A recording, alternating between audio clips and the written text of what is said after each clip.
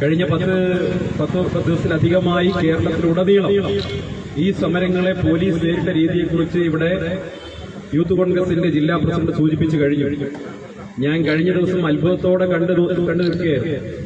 സർവകലാശാലയിലേക്ക് പോയിട്ടുള്ള ഡിവൈഎഫ്ഐ പ്രവർത്തകരെ അല്ലെങ്കിൽ SFI പ്രവർത്തകരെ കൈ കൊടുത്തുകൊണ്ട് അതിലേക്ക് വലിച്ചു കയറ്റി കൊടുക്കുകയാണ്, സഹായിച്ചു കൊടുക്കുകയാണ്.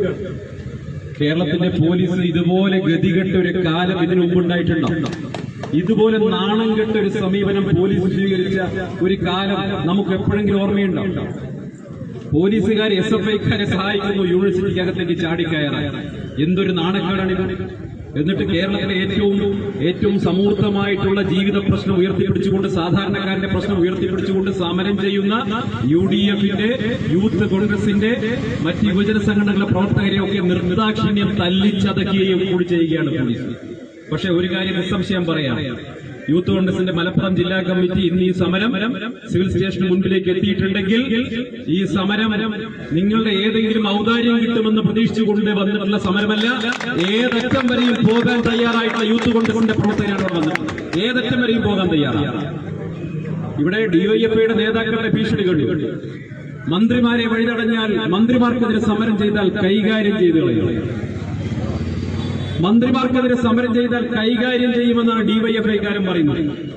എന്നാൽ ആ ഡിവൈഎഫ്ഐക്കാരൻ മലപ്പുറത്ത് ചുണയുള്ള ഒരു ഡിവൈഎഫ്ഐക്കാരനുണ്ടെങ്കിൽ യൂത്ത് കോൺഗ്രസിന്റെയും UDFന്റെയും ഒക്കെ പ്രവർത്തകരെ ഒന്ന് കൈകാര്യം ചെയ്യാൻ പാടില്ല. അതിനു മാത്രമൊന്നും ഡിവൈഎഫ്ഐ ഇപ്പൊ മൂത്തിട്ടില്ല. നിങ്ങൾ സമരവും മറന്നിട്ടുണ്ട്, നിങ്ങൾ സമരമാർഗങ്ങളും മറന്നിട്ടുണ്ട്. നിങ്ങളിപ്പോ ഈ സർക്കാരിന്റെ ഭാഗമായി കിട്ടുന്ന ആനുകൂല്യങ്ങളൊക്കെ ഭുജിച്ചുകൊണ്ട് ജീവിക്കുന്ന കുറെ നേതാക്കന്മാരുടെ ഭരണവിലാസം സംഘടനയായി ഡിവൈഎഫ്ഐ ഒക്കെ എന്നോ അധപ്പതിച്ചു കഴിഞ്ഞു. നിങ്ങൾ സമരം മറന്നവരാണ്. ഞങ്ങൾ ഈ നാട്ടിലെ ജനങ്ങൾക്ക് വേണ്ടിയിട്ടാണ് ഈ പ്രക്ഷോഭം ഏറ്റെടുത്തത്. ഈ നാട്ടിലെ ജനങ്ങൾ ആശ്രയിക്കുന്ന സർക്കാർ ആശുപത്രികൾ, ആ സർക്കാർ ആശുപത്രിയിൽ പോയി കഴിഞ്ഞാൽ മരുന്നില്ല, അവിടെ ഓപ്പറേഷൻ ചെയ്യാൻ സർജിക്കൽ എക്യുപ്മെന്റ്സ് ഇല്ല, നൂലില്ല, എല്ലാം പുറത്ത് വാങ്ങേണ്ട ഗതികേടാണ്. ഇത് ഏതെങ്കിലും കോൺഗ്രസുകാരൻ പറഞ്ഞതാണോ? അല്ല. ഇത് കാലങ്ങളായി ഇടതുപക്ഷത്തിന്റെ നാവായി സാമൂഹിക മാധ്യമങ്ങളിൽ നിരന്തരം എഴുതിയിരുന്ന തിരുവനന്തപുരം മെഡിക്കൽ കോളേജിലെ യൂറോളജി വിഭാഗം മേധാവി ഹാരിസാണ് പരസ്യമായി എഴുതിയത്, ഡോക്ടറാണ് എഴുതിയത്. ഇപ്പൊ എന്താ പറയുന്നത്? ഷൂട്ടിംഗ് ദ മെസ്സഞ്ചർ അല്ലേ? ഈ തെറ്റ്, ഈ പ്രയാസം ജനങ്ങൾക്ക് മുന്നിൽ പറഞ്ഞ മെഡിക്കൽ കോളേജിലെ അധികാരിക്കെതിരെ നടപടിയെടുക്കുമെന്ന് ഈ സർക്കാർ ഭീഷണിപ്പെടുത്തി, സർക്കാരിലെ മന്ത്രിമാർ ഭീഷണിപ്പെടുത്തി.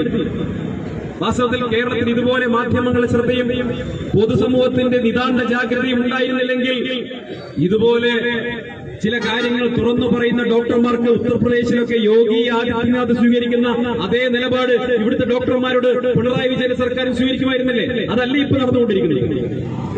തിരുവനന്തപുരം മെഡിക്കൽ കോളേജിലെ ഡോക്ടർ ഹാരിസ് പറഞ്ഞു, എന്റെ മകന്റെ പ്രായമുള്ള കുട്ടിയുടെ മുഖത്ത് നോക്കി ഓപ്പറേഷൻ മാറ്റിവെച്ചു എന്ന് ഞാൻ എങ്ങനെ പറയും? എനിക്ക് പറയാൻ സാധിക്കുന്നില്ല. മനസ്സാക്ഷിയുള്ള ഒരു ഡോക്ടർമാർക്കും പറയാൻ കഴിയില്ല. ഏറ്റവും സാധാരണക്കാരായ ആളുകളാണ് മെഡിക്കൽ കോളേജിലേക്ക് പോകുന്നത്. മുഖ്യമന്ത്രി മയോ ക്ലിനിക്കിൽ പോയി ചികിത്സ നേടിക്കോട്ടെ, ഞങ്ങൾക്കാർക്കും വിരോധമില്ല. കേരളത്തിലെ മുഖ്യമന്ത്രിയാണ്, നല്ല ചികിത്സ കിട്ടണം, അതിൽ ആർക്കും തർക്കമില്ല. പക്ഷേ മുഖ്യമന്ത്രിക്ക് മയോ ക്ലിനിക്കിൽ പോയി ചികിത്സിക്കാൻ കേരളത്തിന്റെ ഖജനാവിൽ നിന്ന് കോടിക്കണക്കിന് ഉറുപ്പിക ചെലവാക്കുമ്പോ ഈ നാട്ടിലെ പാവപ്പെട്ടവന് ഒരു പാരസെറ്റമോളെങ്കിലും കൊടുക്കാനുള്ള സംവിധാനം ഒരുക്കിയിട്ട് വേണമായിരുന്നു മുഖ്യമന്ത്രി വിമാനം കയറാൻ.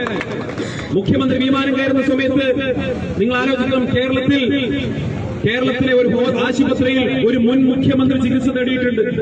അദ്ദേഹം അവിടെ കിടക്കുന്നുണ്ട്. 102 വയസ്സുള്ള VS അച്യുതാനന്ദൻ എന്ന് പറയുന്ന ഒരു മുൻ മുഖ്യമന്ത്രി. അദ്ദേഹം കേരളത്തിലെ ഒരു ആശുപത്രിയിൽ ചികിത്സയിലാണ്.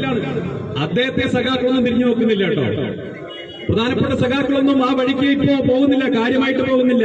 അപ്പൊ VS അച്യുതാനന്ദന് ഒരു നീതിയും പിണറായി വിജയന് മറ്റൊരു നീതിയുമാണ് എന്നുള്ള വ്യക്തമാണല്ലോ. എന്തായാലും കേരളത്തിലെ സാധാരണക്കാരായിട്ടുള്ള മനുഷ്യർ, പാവപ്പെട്ടവർ, സ്ത്രീകളടക്കമുള്ളവർ മെഡിക്കൽ കോളേജിൽ പോകുമ്പോ, ആശുപത്രിയിൽ പോകുമ്പോ മരുന്ന് എവിടെ നിന്ന് വാങ്ങണമെന്ന് കൂടി പറയണം.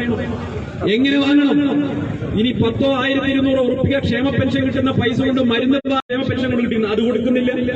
മരുന്ന് വാങ്ങാൻ മെഡിക്കൽ കോളേജിൽ മരുന്നില്ല, മറ്റ് ചികിത്സാ സംവിധാനങ്ങളില്ല. എന്നിട്ട് ഇടതുപക്ഷ ബദൽ എന്നാണല്ലോ പറഞ്ഞിരുന്നത്. ഈ സർക്കാർ അധികാരത്തിൽ വരുമ്പോ ഇടതുപക്ഷ ബദൽ എന്നാണല്ലോ പറഞ്ഞിരുന്നത്.